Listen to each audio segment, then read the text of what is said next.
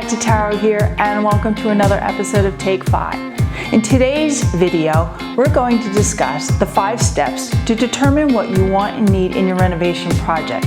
Grab a pen and paper and let's get comfortable. You're going to want to take notes. Number 1 is to know what you have. Make a list of your loves and hates of your existing space. The intention here is to identify the things that you love and hate so that in the renovation, you can increase the things that you love and decrease the things that you hate. Number 2, what do you need? Write this out. Get specific.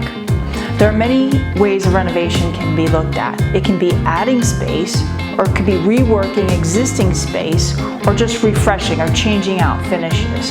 Do you need a new space for that new office due to COVID?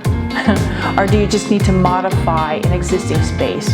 A new kitchen that works better for you, functions better for the family. That leads us to number 3, creating a wish list. Write down everything that you wish to bring to the renovation. And also collect inspiration photos. Those could be photos from house, you could create folders there, or photos from other design magazines. But collect those and then look at those individually and identify what it is that appeals to you in each of those photos. It might be just the sofa or how the light comes through a window and it brightens the space. But create that list. And I would encourage everyone in the family to create their own list. We'll come back to sharing that later on. Number 4, save this information, because what we're going to want to do is review this information periodically throughout the process. That will ensure that you're on track with your intentions for your renovation.